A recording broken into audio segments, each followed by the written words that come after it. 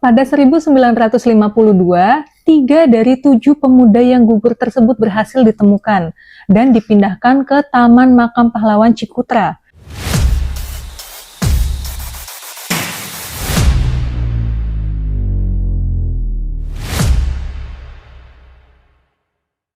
Assalamualaikum warahmatullahi wabarakatuh. Hai, ini Nuki. Lekku, semuanya apa kabar? Semoga semua dalam keadaan sehat dan bisa menjalani aktivitas sehari-harinya seperti biasa tanpa ada kendala sedikit pun. Amin. Lekku, hari ini kita kembali dengan cerita yang menarik. Cerita yang akan kita bawakan kali ini adalah tentang salah satu bangunan yang memiliki nilai sejarah tinggi di Indonesia. Dan bangunan ini menjadi ikon dari kota Bandung. Itu Gedung Sate. Buat warga Bandung sendiri pasti udah sangat hafal banget, sangat tahu banget tentang Gedung Sate ini. Nah, Gedung Sate adalah salah satu bangunan historis di Indonesia sejak zaman kolonial Belanda yang masih berdiri kokoh sampai saat ini. Gedung Sate sendiri mulai dibangun pada tahun 1920-an oleh pemerintah Hindia Belanda yang awalnya difungsikan sebagai kantor Departemen Pekerjaan Umum dan Pengairan. Namun pada tahun 1980, gedung ini dialihfungsikan menjadi kantor Gubernur Jawa Barat sampai saat ini. Nah, selain bangunannya yang memiliki nilai sejarah cukup tinggi, Gedung Sate juga memiliki cerita-cerita mistis di dalamnya. Di antaranya adalah tentang dugaan adanya terowongan bawah tanah, tentang tugu pemuda yang gugur pada saat peperangan pada tahun 1945, dan sebuah pohon besar di halaman belakang yang dipercaya angker oleh masyarakat sekitar. Sebelum kita mendalam masuk ke ceritanya, buat lekku yang belum subscribe channel aku, ayo di subscribe dulu sekarang, dan jangan lupa nyalain loncengnya biar lekku nggak ketinggalan video-video terbaru dari aku.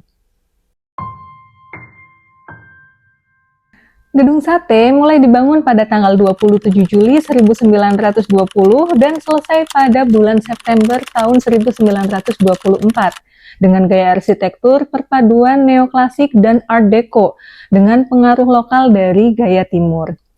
Nah, pembangunan gedung ini merupakan program dari pemindahan ibu kota pemerintah Hindia Belanda dari wilayah Jakarta menuju ke wilayah Bandung. Namun pada saat itu karena terkena hantaman resesi ekonomi pada tahun 1930-an, pemindahan itu pun gagal terlaksana. Dan sejak saat itu, Gedung Sate difungsikan menjadi kantor Departemen Pekerjaan Umum dan Pengairan. Nah, sejak tahun 1980, Gedung Sate dialihfungsikan menjadi kantor Gubernur Jawa Barat sampai saat ini.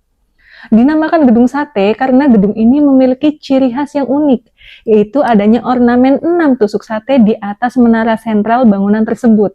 6 tusuk sate itu melambangkan 6 juta gulden biaya pembangunan yang dikeluarkan pada saat itu. Di dalam gedung ini terdapat Museum Gedung Sate yang bisa menjadi salah satu wisata edukasi yang paling sering dikunjungi oleh para wisatawan.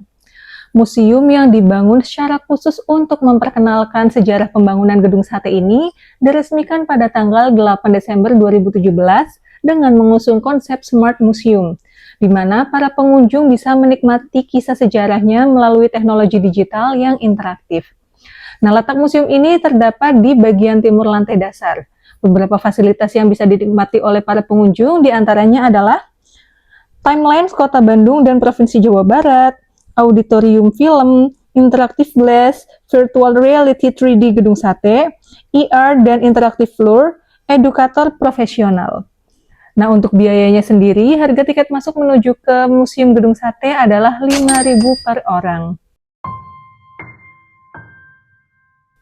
Mitos tentang adanya terowongan bawah tanah yang dapat menghubungkan Gedung Sate ke tempat lain, kisah tentang 7 pemuda yang gugur dalam mempertahankan Gedung Sate dari serangan Gurkha pada tahun 1945, dan juga sebuah pohon besar di halaman belakang Gedung Sate yang dipercaya angker oleh masyarakat sekitar, menjadikan Gedung Sate ini sebuah bangunan bersejarah yang menyimpan banyak misteri di dalamnya. Pada tanggal 24 November 1945, tentara Gurkha dan Nika tiba-tiba datang dan mengepung Gedung Sate. Tentara Gurkha dan Nika ini adalah tentara dari Nepal yang disewa oleh Inggris.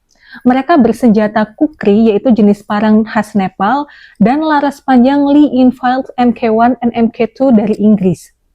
Sebanyak 21 karyawan gedung sate berusaha mempertahankan gedung tersebut atas nama Republik Indonesia dan untuk mempertahankan kemerdekaan yang telah diproklamasikan.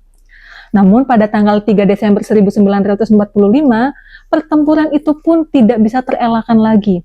Pertempuran tidak seimbang itu akhirnya pecah. Tepat pada pukul 11 sampai 14 siang, pasukan dari Gurkha Danika ini berhasil masuk ke dalam gedung sate dan mengepung 21 pemuda di dalamnya. Satu persatu pemuda itu berguguran. 7 pemuda gugur dalam pertempuran dan 14 lainnya akhirnya mundur dari pertempuran tersebut. 7 pemuda yang gugur ini dimakamkan dalam satu liang lahat yang sama di bagian halaman belakang gedung sate. Pada 1952, 3 dari 7 pemuda yang gugur tersebut berhasil ditemukan dan dipindahkan ke Taman Makam Pahlawan Cikutra. Sisanya sampai sekarang masih belum ditemukan. Untuk mengenang 7 pahlawan tersebut, maka dibuatkanlah sebuah tugu di halaman belakang gedung sate. Tugu yang bertuliskan, dalam mempertahankan gedung sate terhadap serangan pasukan Gurkha pada tanggal 3 Desember 1945, 7 pemuda gugur dan dikubur oleh pihak musuh di halaman. Bulan Agustus 1952, diketemukan jenazah Suhodo, Didi, dan Muhtarudin yang dimakamkan kembali di Taman Makam Pahlawan Cikutra. Jenazah Rana, Subengat, Surjono, dan Susilo tetap berada di sini. Banyak orang percaya masih banyak jenazah yang terkubur di sana dan belum ditemukan sampai saat ini. Tak ayal, penjaga gedung sate pun seringkali merasakan kehadiran sosok pemuda berpenampilan kuno pada malam hari. Mitos tentang adanya terowongan bawah tanah gedung sate menjadi cerita urban legend yang berkembang pesat dalam masyarakat. Banyak masyarakat ini percaya bahwa terowongan tersebut dapat menghubungkan gedung sate sampai ke wilayah Braga, bahkan sampai ke Gedung Merdeka. Nah, pada zaman dahulu, terowongan ini difungsikan sebagai penjara, jalur darurat, dan juga bunker. Namun faktanya, ternyata cerita tersebut terlalu dibesar-besarkan. Terowongan tersebut memang ada, namun hanya menghubungkan gedung sate dengan PT Pos Indonesia yang berada di sebelah baratnya. Sayangnya, sekarang terowongan tersebut sudah tidak bisa kita lihat lagi, karena sejak saat gedung sate itu difungsikan menjadi kantor Gubernur Jawa Barat, akses menuju ke terowongan tersebut sudah ditutup. Pintu untuk masuk ke terowongan tersebut sudah ditimbun secara permanen dengan alasan keamanan dan perombakan struktur bangunan. Dan yang terakhir adalah mitos tentang pohon besar di halaman belakang gedung sate.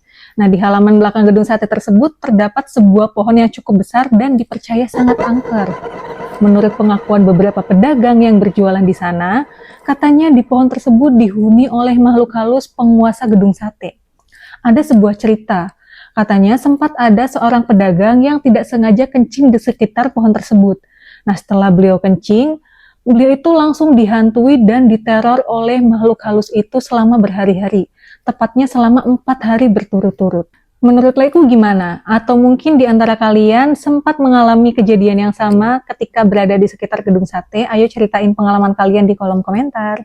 Sekian cerita kita kali ini, semoga di cerita kali ini memberikan informasi yang bermanfaat buat para Laiku yang menonton video aku. Nah, kalau kali ini aku ada salah kata, salah perbuatan, dan tingkah laku aku yang kurang berkenan, aku meminta maaf yang sebesar-besarnya. Dan terima kasih buat para Laiku yang selalu mensupport channel aku dengan menonton video-video terbaru dari aku. Dan jangan lupa pula tekan tombol like, komen, dan share video aku ini sebanyak-banyaknya. Dan aku ingetin lagi buat para Laiku yang belum subscribe channel aku, ayo di-subscribe dulu. Dan jangan lupa pula nyalain loncengnya biar Laiku nggak ketinggalan video-video terbaru dari aku. Nah, buat para Laiku yang pengen memberikan kritik, saran, masukan yang membangun, boleh langsung aja tulis di kolom komentar. Atau buat para Laiku yang pengen request cerita-cerita menarik yang pengen aku bawain, boleh langsung di DM ataupun ditulis di kolom komentar. Kalau kalian mau nge-DM Instagram ataupun TikTok aku, ada di @hainugi, ada di sini dan linknya aku taruh di bawah. Terima kasih yang sudah menonton hari ini. Sampai jumpa di video-video aku selanjutnya. Wassalamualaikum warahmatullahi wabarakatuh. Dadah. Motherfucking design all right now.